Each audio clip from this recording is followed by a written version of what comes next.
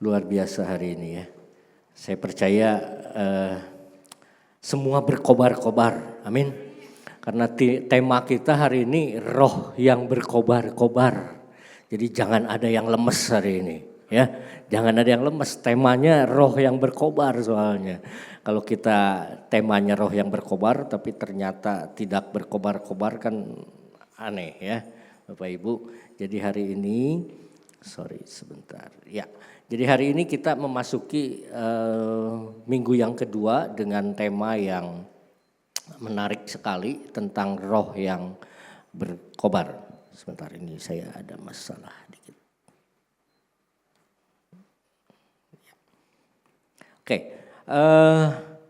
Bapak Ibu, kalau kita bicara tentang roh yang berkobar, tentu kita punya sesuatu yang harusnya menyala-nyala kan. Karena berkobar itu kan harusnya menyala-nyala ya. Nah tapi hari ini saya mau bawakan sedikit mengenai Bapak Ibu kalau bangun pagi mungkin suka lemes atau enggak gitu. Pernah enggak lemes?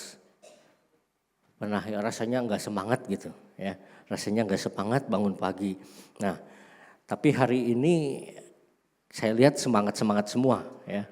Terus yang kedua mungkin Bapak Ibu pernah merasa lelah padahal rasanya enggak olahraga gitu. Ya, enggak olahraga berat tapi kok lelah gitu ya. Itu namanya lelah secara fisik ya. Mungkin olahraganya enggak berat tapi lelah gitu ya. Artinya enggak semangat gitulah ya.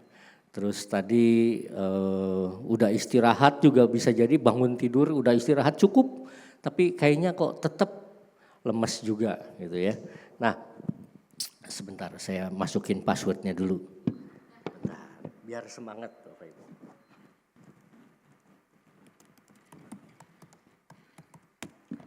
Oke, nah terus tapi ada satu hal lelah yang lain. Tadi lelah secara fisik, lelah secara psikis.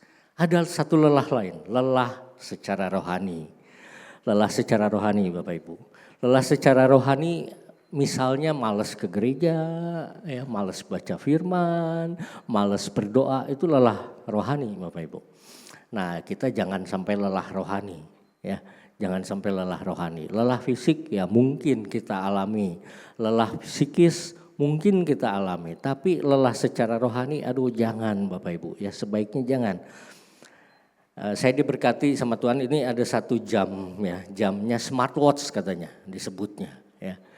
Smartwatch. Dari smartwatch ini saya bisa tahu detak jantung saya. Bisa tahu kadar oksigennya ya. Semua mungkin kalau yang punya smartwatch ada fungsi itu. Ya artinya kita bisa melihat secara real saat kita olahraga ataupun kita lagi biasa-biasa aja juga kita bisa lihat ya. Nah itu bicara tentang smartwatch, artinya kita bisa ngecek jantung kita, ngecek segala sesuatu yang ada di dalam tubuh kita.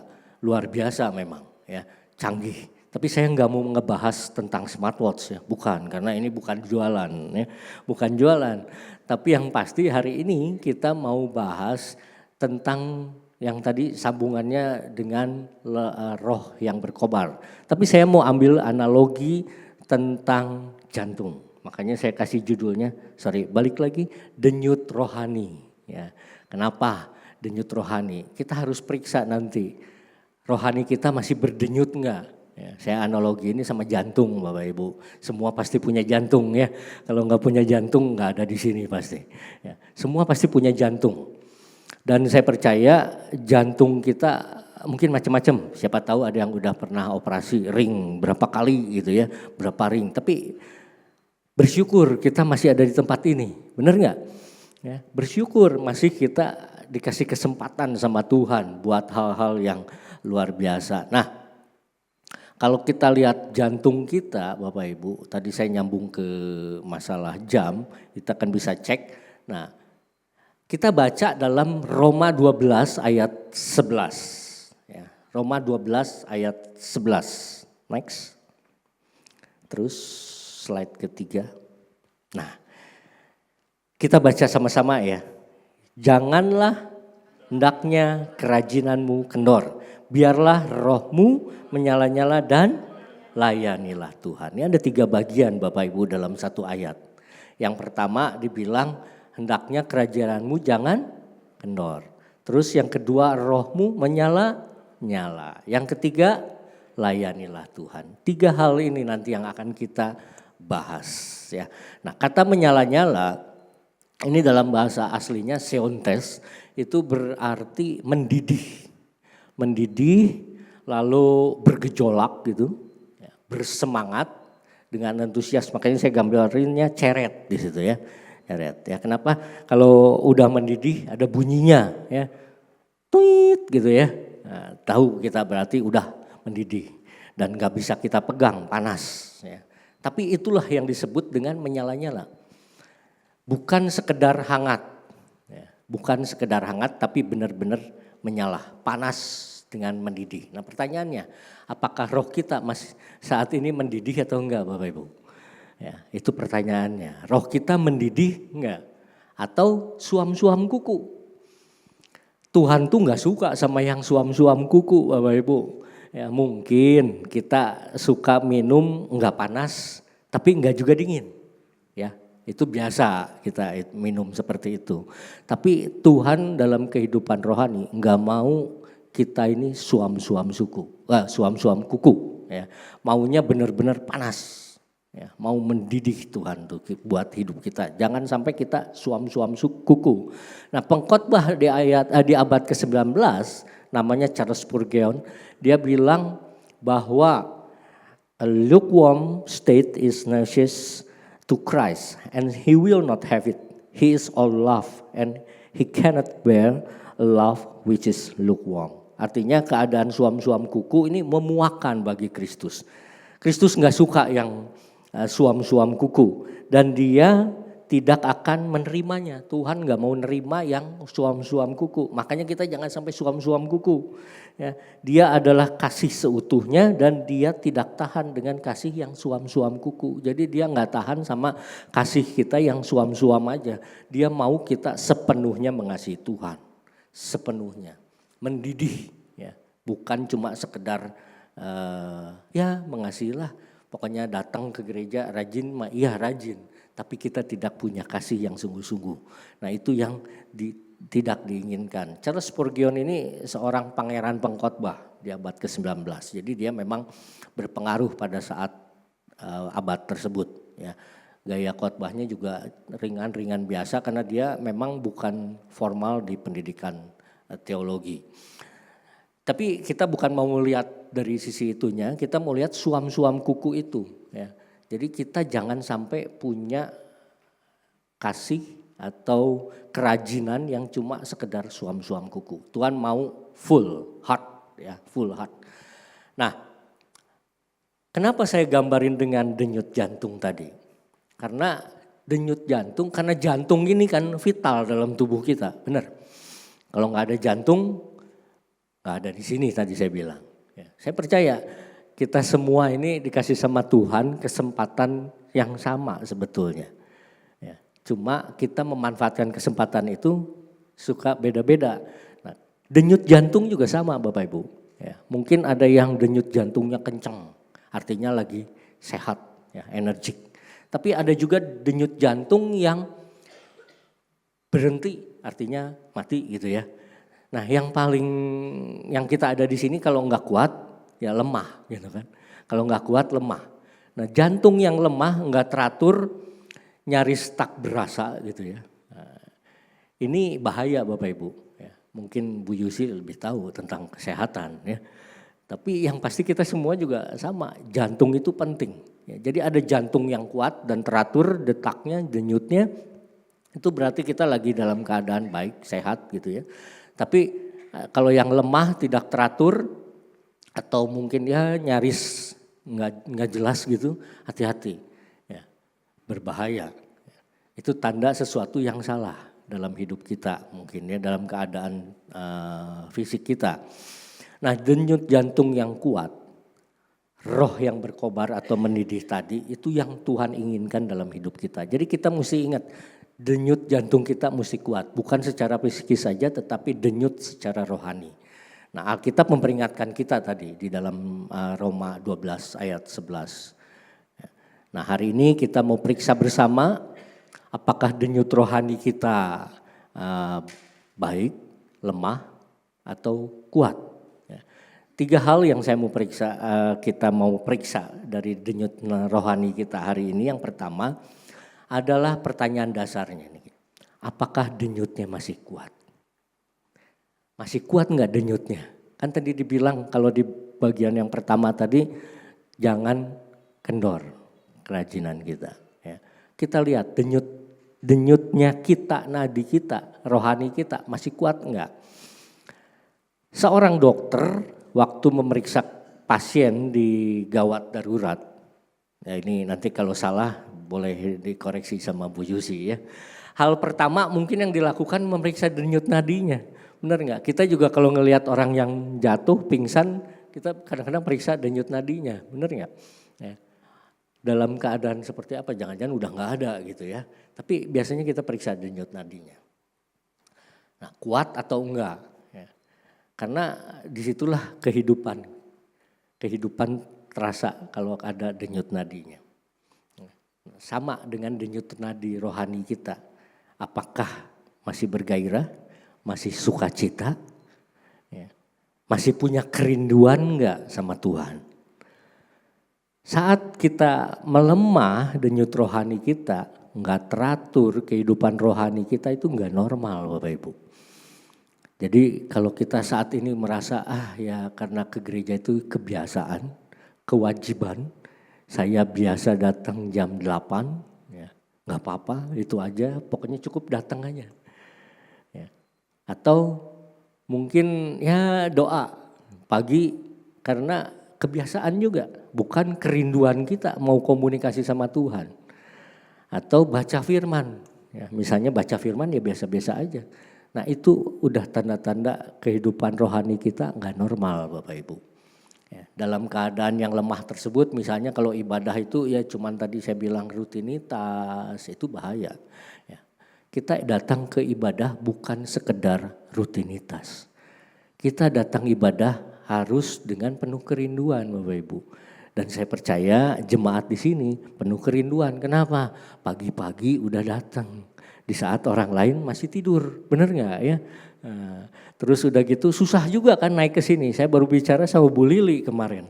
Ya, atau saya tuh ke King itu memang agak sulit sebenarnya. Naik muter-muter gitu, apalagi kalau yang siang parkiran udah penuh gitu ya, agak susah.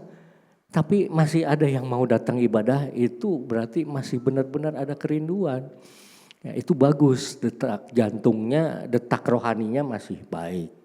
Terus apalagi yang lemah itu tadi doa. Doa itu cuma sekedar dialog biasa sama Tuhan. Enggak ada sesuatu yang bisa kita dapat dari Tuhan. Kita cuma sekedar ya selamat pagi Tuhan, selamat pagi terima kasih udah aja. Misalnya seperti itu. Enggak salah sih, enggak salah. Tapi kita mulai belajar untuk berdoa dengan sambil bicara. Kita kadang-kadang lupa untuk diam. Duduk diam di hadapan Tuhan. Bukan cuma sekedar kita terus yang ngomong. Kadang-kadang kita lupa dengar Tuhan yang ngomong sama kita. Nah komunikasi seperti itu Bapak Ibu. Coba bayangin suami istri di rumah. Kalau dua-duanya ngomong lagi sama itu kan gak nyambung, benar gak? Ya, tapi kalau satu ngomong satu diem kan bisa komunikasi yang baik. Nah itu doa. Sama doa juga gitu Bapak Ibu. Jangan cuma kita terus yang ngomong. Ada waktunya buat Tuhan ngomong sama kita. Itu baru enggak lemah rohani kita. Ya. Terus apalagi Alkitab yang tadi saya bilang, baca Alkitab cuman biasa-biasa aja. Alkitab dianggap cuma sebagai buku cerita, nah itu yang repot. Ya. Daniel, bagus cerita Daniel. Yusuf, bagus cerita Yusuf. Cuman sekedar bagus, tapi enggak memaknai hidup kita. Ya, apa yang bisa kita ambil dari Yusuf? Apa yang bisa kita ambil dari Daniel? Enggak ada, cuman cerita aja. Ya, itu bahaya. Ya, jadi Alkitab bukan cuma sekedar suratnya Tuhan buat kita, bukan. Ya. Tapi kita juga harus membaca dengan penuh harapan bahwa Tuhan akan berbicara sama kita. Itu yang paling penting. Jadi ada 3 hal di sini yang kita harus periksa. Apakah kita ke gereja cuma sekedar rutinitas? Apakah kita berdoa sama Tuhan sekedar kita yang ngomong aja? Atau yang ketiga, apakah Alkitab itu kita baca cuma sekedar dianggap buku cerita? Ya. Jadi 3 hal ini menandakan bahwa denyut rohani kita baik atau tidak, Bapak Ibu. Nah, renungkan hal tersebut dalam kehidupan Bapak Ibu sekarang ini. Ya, apakah 3 hal itu ada dalam hidup kita saat ini? Kalau ada, kita akan belajar justru di langkah berikutnya. Ya. Tapi sebelum ke langkah berikutnya saya mau kasih tahu gini. Saya satu waktu pernah naik gunung misalnya ke yang tinggi. Makin tinggi makin capek. Ya. Apalagi kalau di level tertentu itu oksigen udah berkurang. Ya. Sesak napas, benar nggak? Sesak ya napasnya. Dan waktu sesak napas itu kita pasti berhenti dulu. Ya. Kita berhenti dulu, coba ambil napas dan ngatur segala sesuatunya. Apa yang saudara alami juga di dalam kehidupan kita. Waktu kita maksain segala sesuatu ya, tanpa denger-dengeran sama Tuhan. Sesek lama-lama Bapak Ibu. Ya, karena apa? Karena kita ngandelin diri sendiri. Kita ngandelin diri sendiri, bukan membiarkan Tuhan berbicara sama kita. Bukan membiarkan Tuhan yang nolong kita. Tapi kita lebih banyak mengandalkan kekuatan kita. Saya kalau tamu datang ke Mekarwangi, ya, kadang-kadang ada tamu yang minta diajak keliling. Ya, ngelihat gereja kita yang di Mekarwangi. Saya kadang-kadang ajak tur. Biasa kita tur di lantai 1 dulu gitu ya, ngejelasin ada perpustakaan, ada toko buku, ada historinya gereja kita ya. Terus ada ruangan apa, bahkan ke sekretariat juga kita ajak keliling, ini ruang multimedia, ini ruangannya Pak Rubin dan sebagainya. Tiba saatnya buat naik ke lantai 4 Bapak Ibu. Ya, ke lantai 4 ke Ahava. Biasanya pada semangat mau lihat Ahava, tapi saya tantang, yuk kita naiknya lewat tangga depan. Nah ini tantangannya Bapak Ibu. Tantangannya lewat tangga depan, tapi saya juga lihat-lihat, kalau yang udah ada umur saya nggak ajak lewat depan. Yang masih muda saya ajak lewat depan, walaupun mungkin maaf kata badannya agak besar, saya ajak ke atas lewat tangga. Oh cuman 99 anak tangga, saya bilang nggak banyak kata saya tuh. Ya, yuk kita coba naik. Wah ayo kita coba katanya naik ke atas. Begitu sampai di tengah ngos-ngosan. Karena mungkin nggak biasa ya. Berhenti dulu. Ya udah karena berhenti di tengah-tengah itu ada kolam baptis. Jadi kita turnya ke kolam baptis dulu. Ya kita kasih tahu ini kolam baptis gitu ya. Biasa kita di sini ngebaptis. Nah udah oke, baru naik lagi ke atas. Tapi turunnya waktu kita turun ajak lewat tangga nggak ada yang mau Bapak Ibu. Naik lift aja katanya. Nah, ya. Karena apa? Karena memang sesek napasnya. Hidup kita juga sama, kita pengennya ya tinggi segala macam tercapai dan sebagainya, tapi ngandelin kekuatan diri sendiri. Itu yang melemahkan hidup kita, melemahkan rohani kita. Ya. Jadi kita harus periksa rohani kita, denyutnya gimana saat ini. Apakah kita masih teratur enggak nafas rohani kita? Doa masih teratur, baca Alkitab teratur, ya, beribadah teratur. Apakah itu yang terjadi dalam kehidupan Bapak Ibu saat ini? Kalau enggak, lemah Bapak Ibu. Ya. Kalau enggak lemah. Mazmur 4:2 ayat 2-3. Seperti rusa yang merindukan sungai yang berair.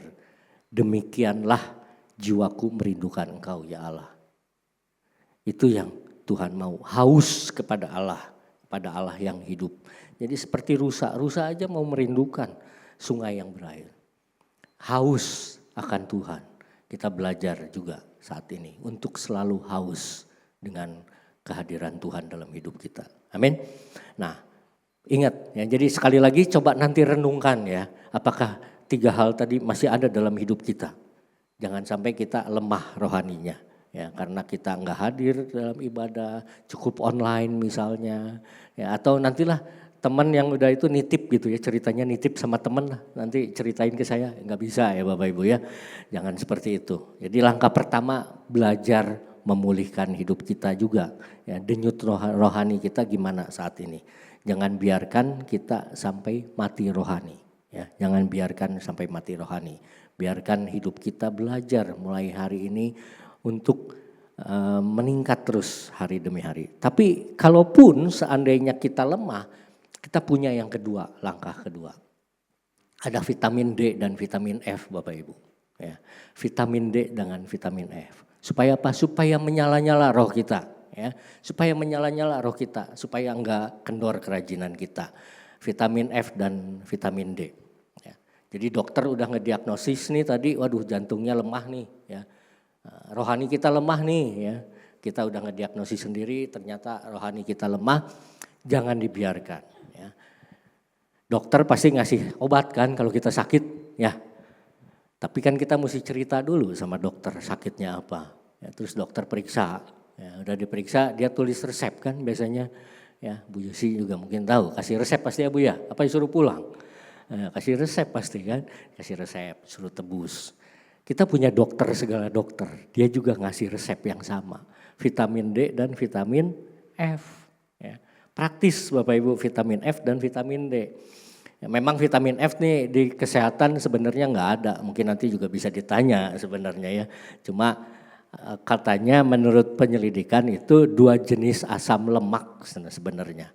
Ya, itu yang ada omega 3 dan omega 6 katanya gitu. Jadi sebetulnya bukan secara ini bukan secara medis itu bukan vitamin gitulah ya, tapi itu penting ya. Cuman saya analogiin di sini maksain lah dikit ya, vitamin F gitu ya.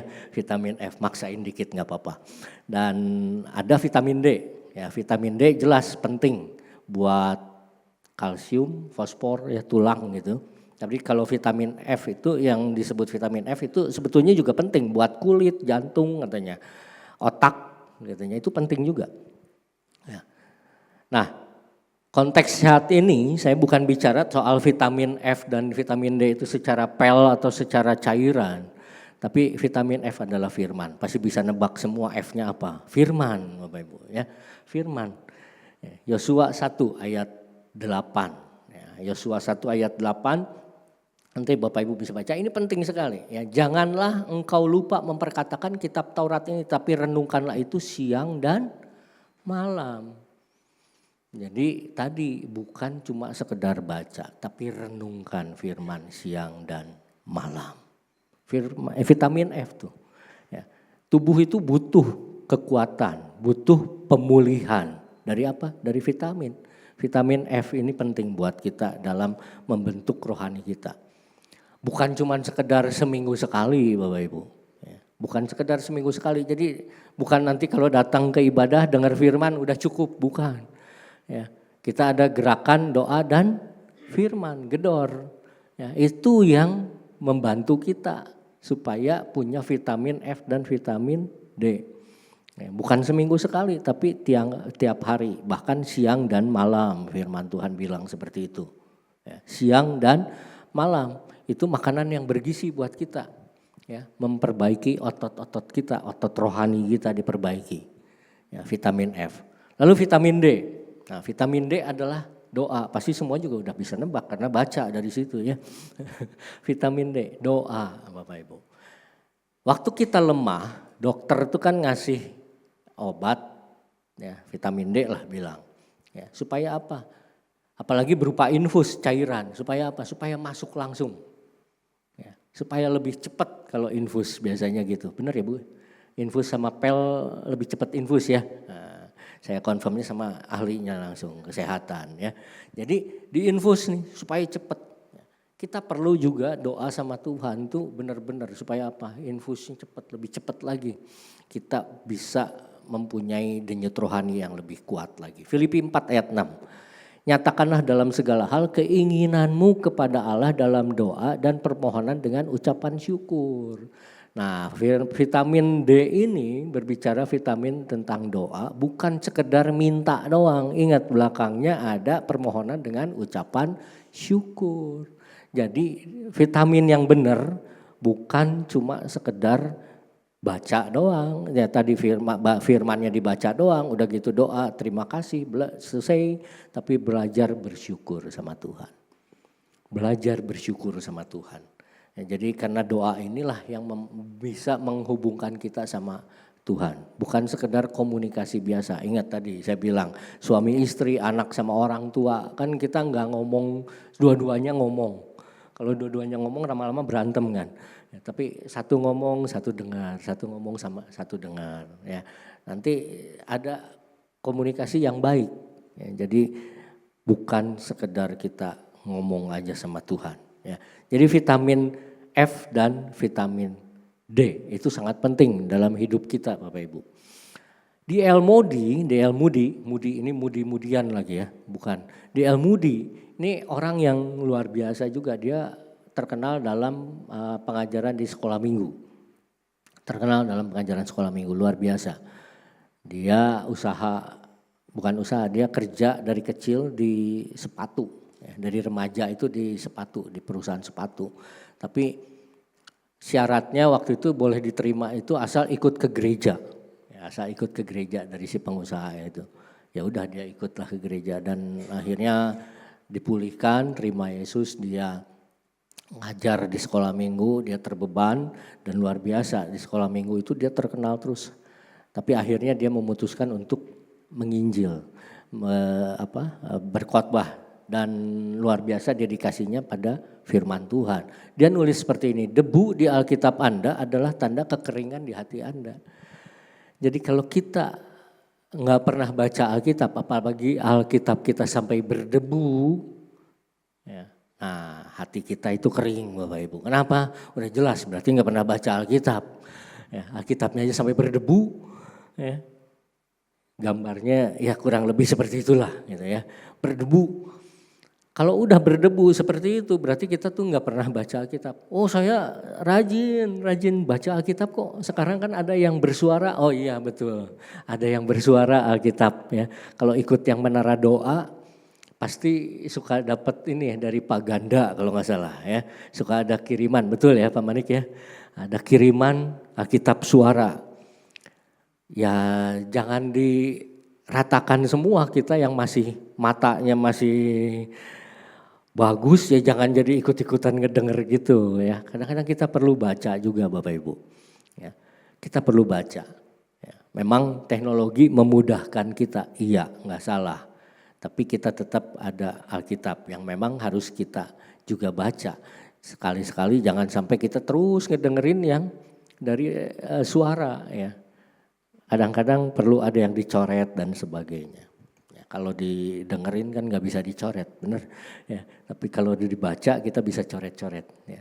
Nah jadi jangan lupa baca Alkitab juga, ya. Karena itu tanda kekeringan kalau Alkitab kita nggak dibaca, ya, apalagi sampai berdebu. Ya. Jangan lupa ya Bapak Ibu ya. Seudah kita tadi cek kerohanian kita, masih ada denyutnya nggak rohani kita, lemah atau kuat, ya. Lemah dalam beribadah, lemah dalam berdoa, lemah dalam baca firman. Nah vitaminnya ya ini balik lagi baca firman dan berdoa. Berdoa dengan ucapan syukur, bukan cuma sekedar doa biasa aja. Baca firman juga renungkan siang dan malam, itu vitaminnya Bapak Ibu. Ya, nah jadi yang ketiga setelah Bapak Ibu tadi cek lemah atau tidak, terus minum vitaminnya ya. Yang ketiga, ini ada namanya grafik EKG Bapak Ibu. Saya juga kurang tahu ini, pokoknya intinya saya ngurut-ngurutin lah. Biasa waktu itu orang tua saya periksa jantung pernah sakit seperti itu sampai jatuh, terus dicek sama dokter dikasih obat sampai masuk ICU dan sebagainya, ada grafiknya EKG-nya. Nah dari situ kita bisa tahu masih ada denyutnya gimana gitu ya. Dokter yang bisa baca, saya nggak bisa baca. Ya, saya tahunya cuma cek gitu ya. Nah itu yang ini. Nah setelah cek denyut nadi tadi minum vitamin F dan ya, kita lihat dari EKG kita masih gimana garisnya. Ya, ini saya umpamain aja, sebenarnya nggak seperti itu ya. Tapi maksudnya kita bisa lihat garis lurus berarti udah lewat. Ya, kalau garisnya lurus. Tapi kalau masih ada naik tinggi turunnya gitu ya, atau mungkin cuma dikit gitu, nah itu juga hati-hati. Lihat apakah kita naiknya naik tinggi bagus apa enggak. Perlu kita jantung yang sehat dan kuat, betul perlu. Ya, perlu, sangat-sangat perlu. Ya. Kalau enggak kan jalan sedikit capek dan sebagainya. Sama rohani kita perlu yang kuat, ya, perlu yang kuat denyutnya.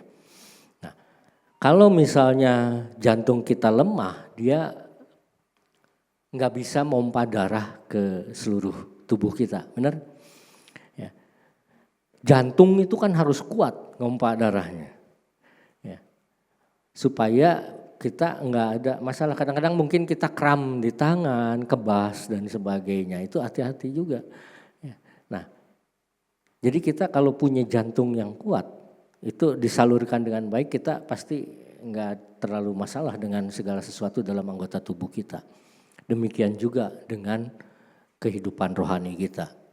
Bukan cuma sekedar baik aja, tapi kita harus memompakan darah kita. Artinya apa? Kita salurin apa yang kita punya. Melayani Tuhan. Makanya tadi dibilang 3 hal tadi. Yang pertama, jangan sampai kendor kerajinanmu. Kedua, harus menyala-nyala. Menyala-nyala tadi kita analogiin dengan vitamin. Nah, yang ketiga ini dengan grafik EKG kita udah bagus tapi kita cuma diem.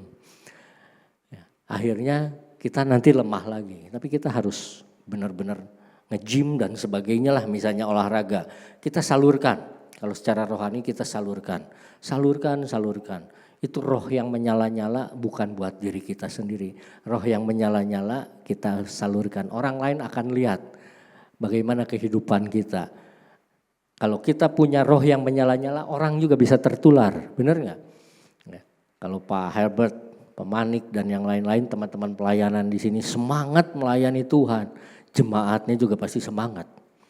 Ya, pasti semangat jemaatnya, ngelihat pemimpinnya semangat. Jadi kalau tadi WL nyanyi ngajak nari Bapak Ibu. Kalau saya mah nggak pernah malu, saya mah biasanya suka ikut nari. Nah, ya. Masa bodoh yang di belakang, kan saya nggak ngelihat ke belakang ya, yang belakang ngelihat saya, biarin aja. Ikut gitu Bapak Ibu, tetap menari buat Tuhan. Ya, jadi ikut menari, wah saya mah udah tua, ya tangannya bisa lah ya. Jangan sampai malu buat nari sama Tuhan.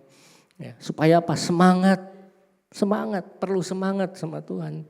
Ya, Tuhan ngasih kita kebaikan tiap hari, masa kita cuma buat nari sama Tuhan aja susah. Daud aja nari sampai disebut orang gila. Ya.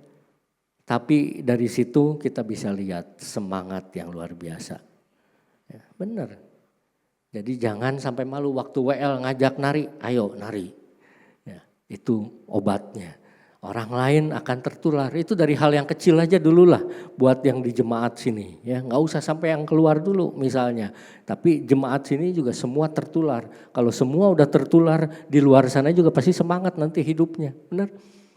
Hari ini di charge, besok jangan lemas lagi. Hari ini di charge, besok harus lebih semangat. Ya, jadi saluran berkat. Melalui apa? Ya melalui khotbah, kesaksian dan sebagainya kan. Hari ini kita udah ngedenger vitamin tadi misalnya, ya kita sampaikan ke orang lain. Kemarin saya ngedenger khotbah nih, ada ternyata kita mesti denyut jantungnya kuat. Nah, denyut jantungnya kuat artinya rohani kita juga mesti bagus gitu ya, misalnya seperti itu. Kalau lemah gimana? Oh ya minum vitamin D dan F. Waduh, beli di mana? Nggak ada, nggak usah beli. Datang sama Tuhan, baca firman dan berdoa, itu obatnya.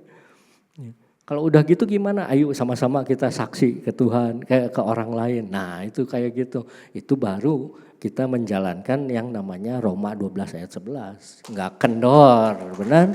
Nggak kendor hidup kita. Kita semangat buat ngelayanin Tuhan. Ya, semangat ngelayanin Tuhan. Layani Tuhan dengan tidak sia-sia, benar. Ngelayanin Tuhan nggak akan sia-sia. Nah, kalau lihat berikutnya jam tangan klasik ini. Kan kita ada jarumnya 3, kalau smartwatch nggak ada ya Bapak Ibu ya. Kalau jam klasik ini ada jarumnya biasanya kan. Ya, ada jarum yang nunjukin jam, ada yang nunjukin menit, ada yang nunjukin detik. Ya. Yang bergerak terus apa? Detik ya, muter terus kan. Kalau detiknya muter, nanti menitnya akan bergerak juga. Ya. Nah, kalau Bapak Ibu punya jam yang detiknya muter tapi menitnya nggak gerak, apalagi jamnya nggak gerak, berarti rusak, bener nggak? Rusak jamnya. Kita jangan seperti itu. Denyut nadi kita juga bukan cuman sekedar buat diri sendiri. Ya, kita harus gerakin yang lain.